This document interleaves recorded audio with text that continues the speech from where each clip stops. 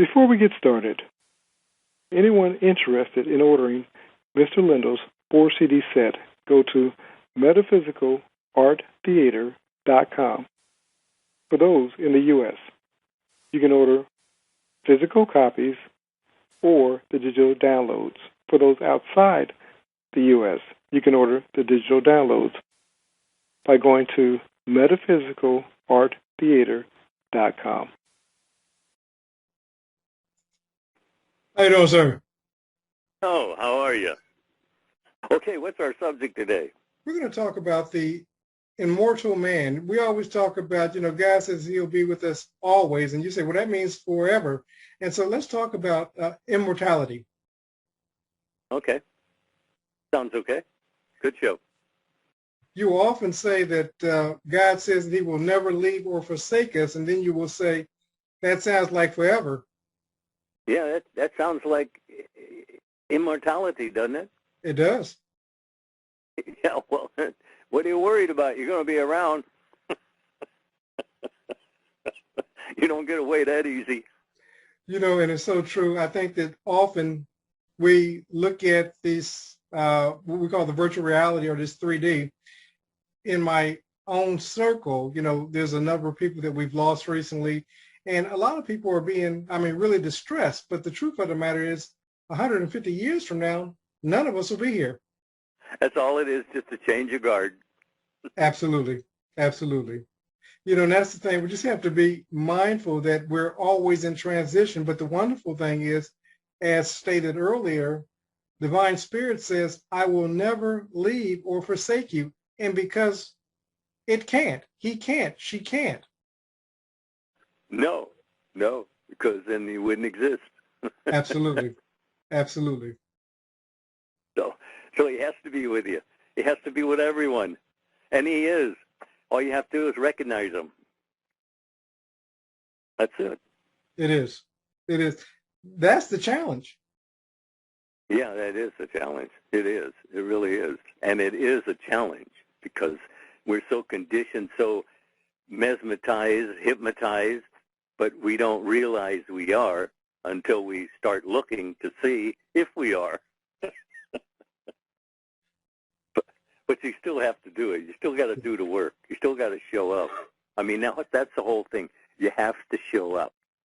Otherwise, you just go on and on and on, reiteration of whatever you've done before. So it doesn't make much sense to not really get involved with yourself. In talking to yourself and suggesting to yourself. That's important. That's what you're doing. That is your life, isn't it? It is our life. And I was thinking about the scripture where it says that Jesus had come down and he had left his heavenly abode to take on the form of man, as it were. But each person is that Jesus that has come down and taken on the form of human flesh. That's right. And then he said, what did I do?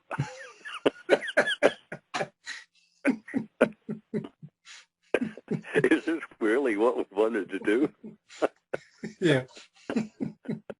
And we get so distracted and we keep looking at the Jesus out there, and we don't realize that that's who we are. And so when we run into struggles, conflicts, as we all do, we're so taken back because we don't realize that we're given to choose. You don't realize you're the physician, right? Absolutely. See? And he says, physician, heal thyself. So you can do that too.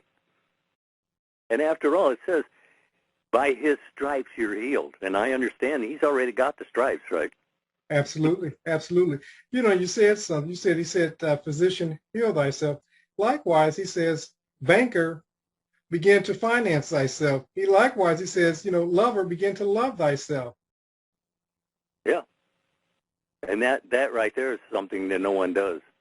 True. See, because he said, blessed is the man who does not condemn himself for that which he has allowed. So then why are you condemning yourself and then blaming God for it? Yeah. See, that's what it doesn't really make sense. We often talk about, and speaking about immortality, we talked about it a few moments ago, that God said he'll never leave or forsake us. Now, what should that mean to the individual? Salvation. That's what it means to the individual. It's salvation. You're told that you will know if you actually show up, seek, and you shall find. In other words, see, the thing of it is everybody's always saying, well, I'll try that. I'll try this. This doesn't say try. I didn't find anywhere in the scripture where it says try.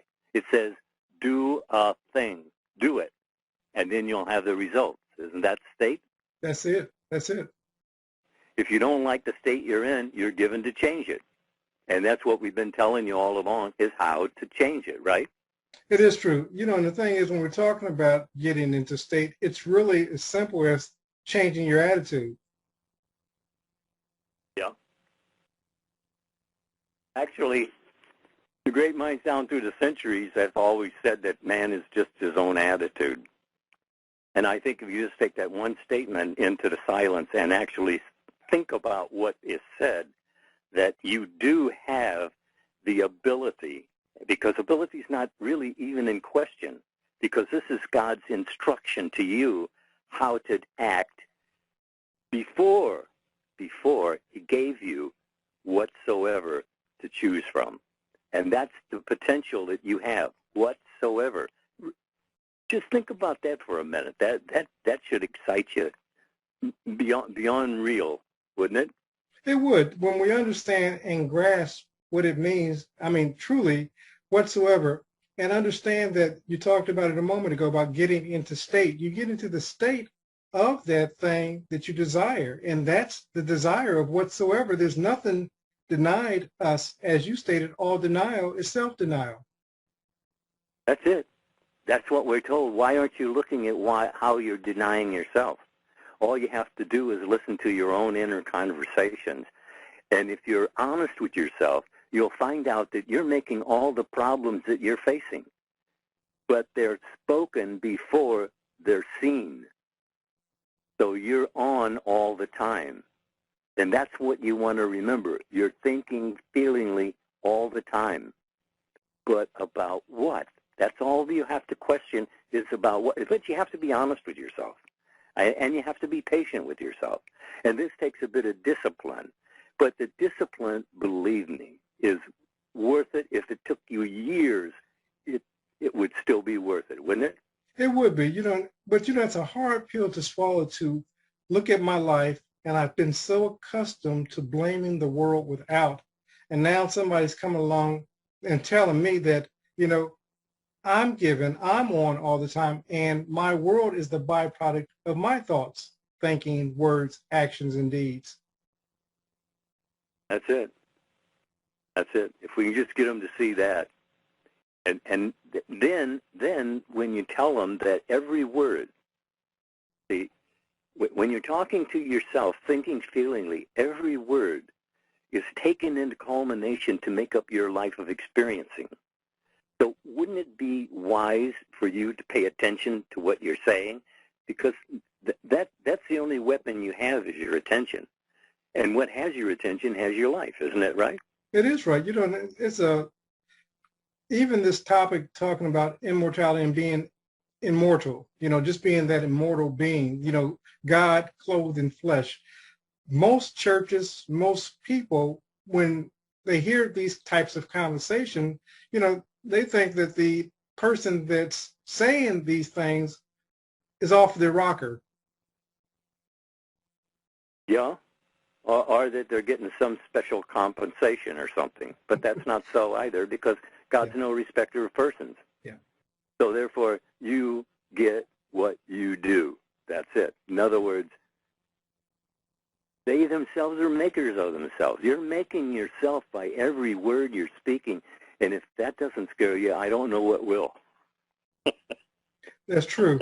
You said something I wanted to go back to. You said that sometimes people think that, others that are given the message have some special compensation. And you said that's just not true, because God is no respecter of person. And this is true. We look at, different speakers and so forth out there, and we think that they have something that we don't have, and it's just not so. What they have is boldness to tell their story. And when a person begins to step out and tell his or her own story, then that you said, do a thing and you shall have the power. That's when the power comes. Yeah, it's with you. Yeah. That's the whole problem. It is with you all the time. Yeah. But are you paying attention to it? See, I don't know. I say this often, but I don't know if it actually rings true for most people. But you're always thinking ahead of the evidence that you're experiencing. So if you're thinking ahead of the evidence you're experiencing, then you have an opportunity to arrange your words so that they do what you intend for them to do. And that's what you're told, that work out your own salvation. In other words, be patient with yourself, sit in the silence, and listen to what's being said to you. Because it's your own first-person message. That's first-person message to you. That's what this is. That's what we're delivering. It was our message. It was everybody's message, but someone has to actually tell you what to do, that you'll know how to do it. And that's what we've been doing every week, is telling you how to do it. In the silence. That's where the magic is, in the silence. Set in a silence. Just be still for a while, and things will come to you just completely foreign to your thinking at the moment, but you'll understand that you're being told that you can do things beyond natural man-mind reasoning. And that's what you're given to do. You're given to go outside of natural man-mind reasoning, and you can do so. It isn't depending on your abilities, because it's not even God told you to do it, so you can do it. Do a thing, and you shall have the power. So you are doing things, and you do have the power, but what are you doing with the power? That's the question, isn't it? It is the question. You know, you said we're given to go into the silence, and while we're in the silence, insights, revelations, knowledge that is beyond human reasoning will be presented to us. And when we first start hearing these insights, this wisdom, because it is foreign to ego, we're going to dismiss it at first and say that, you know, that was some crazy thought. But as we begin to own what it is that Spirit's speaking to us in the silence, and we begin to convey that to others, then the message is going to continue to grow and take on a life of its own, because then Spirit knows that you're open, ready to receive. Yeah, that's the idea, that being open, ready to receive. You see, because we're told that you receive not because you ask not, or you're asking amiss. Now, if you just sit in the silence and think about that one statement, that you're on all the time, and that what you're saying is being formed into the shapes of your without. As within, so without. You can't get around that. And so if you can't get around it, then you should go and see what it is you are thinking inside, because it's going to be your world outside. That's the way it is, isn't it? It is, and I want to kind of go back and touch on that, because we say this each week, and I really believe that it's overlooked as a very nice saying, that we're always thinking ahead of our evidence. But think about it this way. You're thinking a thought, and what it's doing is germinating, planting a seed. That seed will, in fact, give harvest in what we call our future. So if it's abundance that you want, begin sowing the seeds of abundance. If it's love, begin sowing the seeds of love. If it's health, begin this moment saying, I'm feeling a little bit better. You may not feel like you're totally cured, but start where you are and say, you know, I'm feeling a little bit better. And start there and start building upon it. But whatever you want in your future, you must plant the seeds by way of thought, feelings, and actions in the moment. Well, it's I am that. That's what you want to be, morning, noon, and night. I am that. What? Your dream, your mission, your goal. That's just be it. That's what Scripture is telling you. If you want it, be it. And you can be it. in mind, in imagination, in the theater of mind. You were given these to actually change your mind and change your world, and that's what you're told to do. And if you can change your world by changing your mind, then it would be wise to sit in the silence and see what changing your mind means to you. Isn't that the way you do it? That's the way you do it. You said something. You said, be it. That's the key element. The truth of the matter is we're always, as long as we have on this earth suit called a body, we're always being something. Now, what Mr. Right. Lindell is asking you to be what it is that you desire to be, that you've taken into your meditation, your quiet time, and said, that's who I'm going to be. And you begin living from that person. The world will take shape around that attitude once you clothe yourself in it. But first and foremost, you have to begin being the millionaire, the healthy person, the loving person. Well, as you think, you are. Now, if that is not a statement to tell you exactly what to do, I don't know what would be. Because, look, you're in charge of your world. Even if you're out of control, you're still the one in charge. You're still the one steering. Excuse me. Mm-hmm. And you ever try to sneeze and cough at the same time? Kind of difficult. No, but look, you're in control. Take control. You're given to be in control. You want control in your life. And to control your life, all you have to do is see what it is you're paying attention to. Because, as I've said 1,000 times, what has your attention has your life. And believe me, I had to hear it 1,000 times before I ever put it together.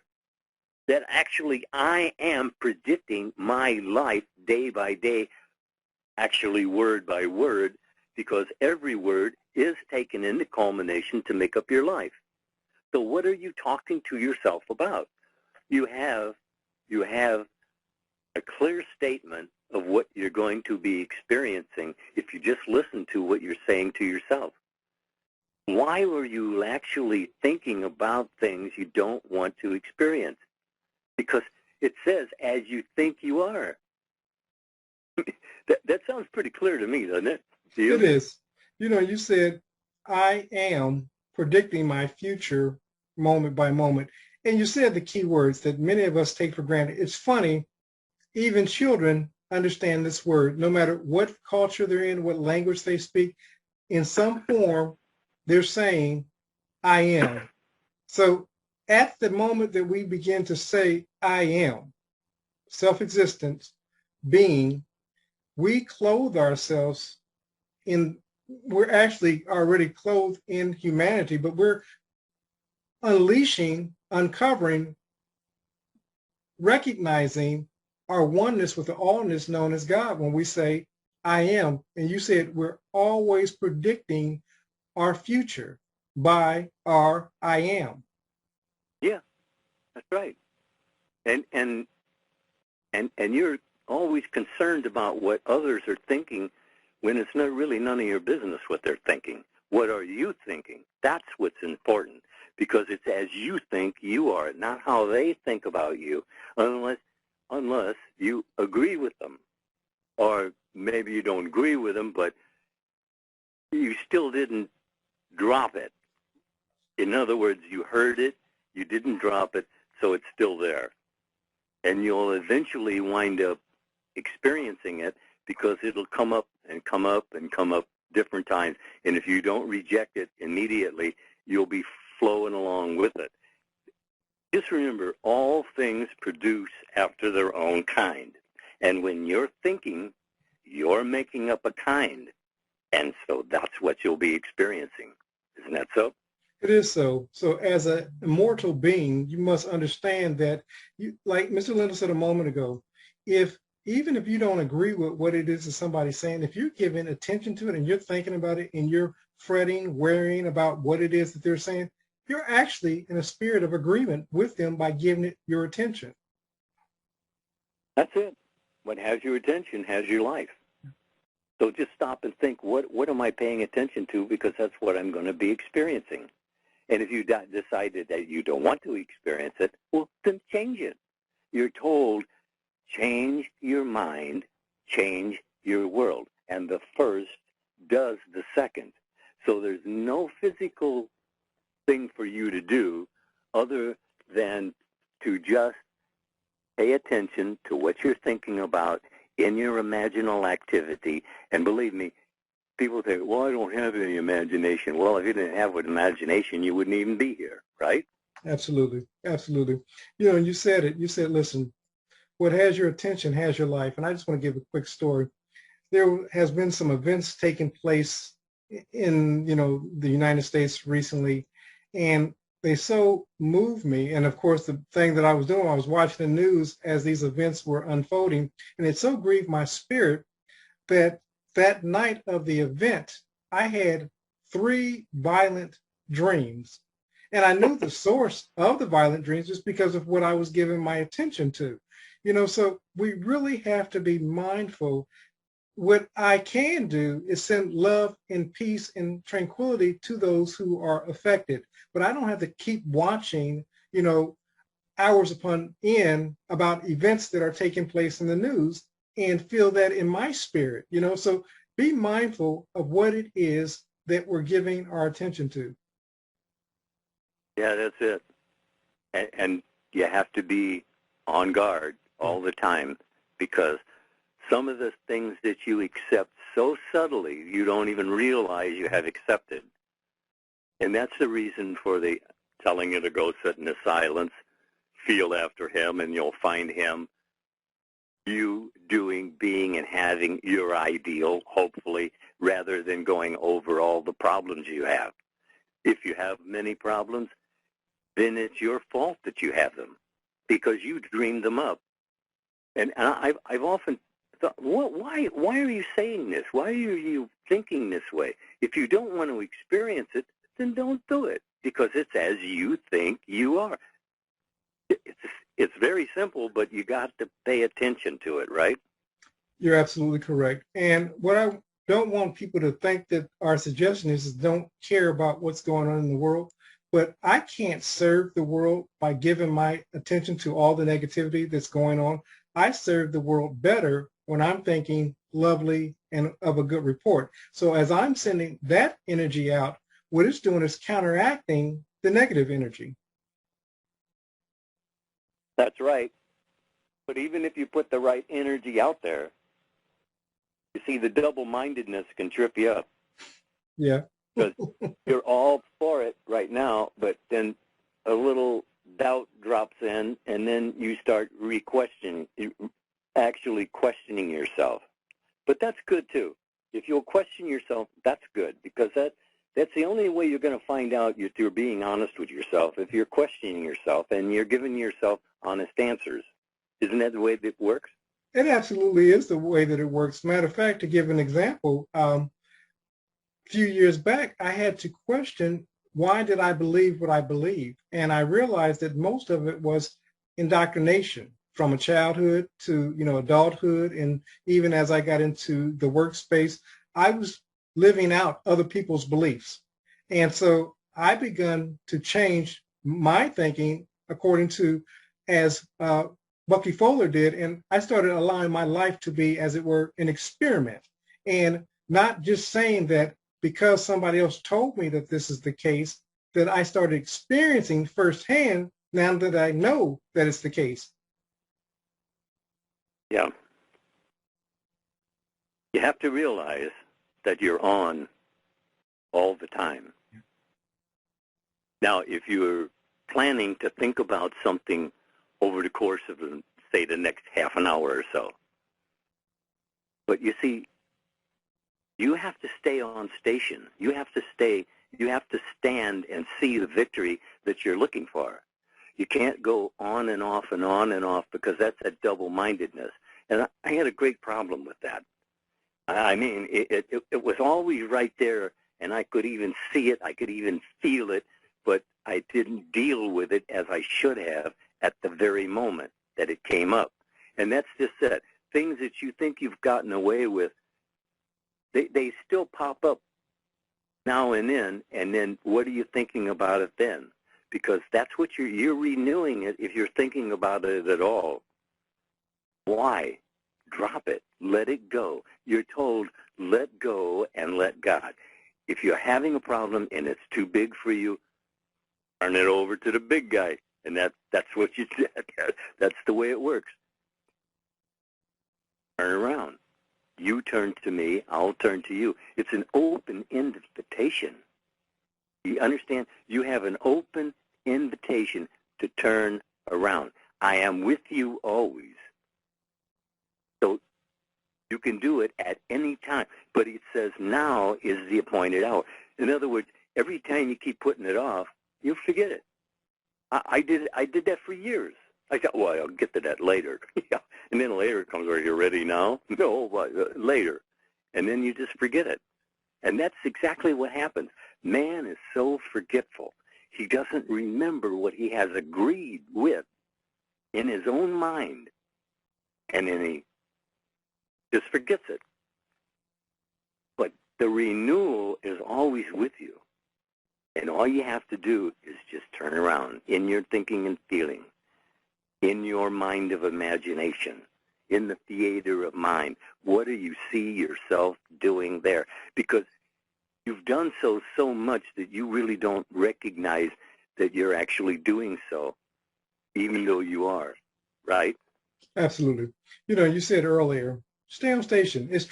We do forget. I mean, we can forget what we're doing moment by moment. We can go to, let's say, heat up some coffee or some tea and get distracted and say, why did I come down here again? So it's easy for us to get distracted. But you said a key phrase, stay on station. When we're talking about television, radio, internet, whatever, everything has a frequency. Stay on frequency of what it is that you desire, whether it be abundance, whether it be love, whether it be better health. Stay on frequency. I am that, as Mr. Lindell stated earlier, whatever it is that you desire to be. And you have to continuously, 70 times 7, remind yourself until it becomes so ingrained in you that you don't even think about it. That's it. That's it. Just keep reminding yourself. If you just keep reminding yourself what you're doing, paying attention to what you're doing, and then approving of it or disapproving of it, and then act accordingly. If you would do that consistently, persistently, as you can, we know you're not paying attention all the time. I mean, that's just something we have to put up with. We're not paying attention all the time. But the more, the better. Wouldn't you say? I would say it. I want to go back to remind yourself. The thing is, many of us say, well, that just seems like a lot of work. The truth of the matter is you're reminding yourself of something. The only thing we're doing is saying be a better director of your life. That's it. That's it. That's all we're put here to be, a better director of our own inner conversations. That's all we were to do if we were to direct it, because we're told, like I said, God said it himself, they themselves are makers of themselves. Well, are you looking to what you're talking to yourself about? Because you're actually making yourself, you're building a world outside of self, because it's all as within, so without. Nothing on the outside is done without first being the within of somebody. It's all thought made manifest. Isn't that what it is? It is. And going back to, again, we're talking about the immortality, immortal person. What we're giving you is life change. Whether you understand everybody's giving you fluff and all this other stuff. If you begin to control, as Mr. Lindell just stated a moment ago, your inner conversation, this is the thing that separates everybody from the great to the least. Those who have better control of their inner conversation are transforming the world. That's it. That's it. That's exactly it. How do you treat yourself? You see, you're the one who's bringing about what you're experiencing. You can deny it. I know, because I denied it for years. Oh, they did this, they did that. and someone lied to me here and there and what and all that. Hey, that's part of this world of experiencing, but you can step aside of it if you're aware of thinking makes it so. And thinking does make it so. Thoughts are things. Everything in this room right here, I mean, thousands of articles here, but they're all somebody's thought. Isn't that so? It is so. And it goes back to thinking makes it so. We're so caught up, Mr. Lindell will often say that's not your business. We're so caught up in trying to change somebody else that we've neglected to be mindful of the thoughts that we're thinking so that we can change our own world.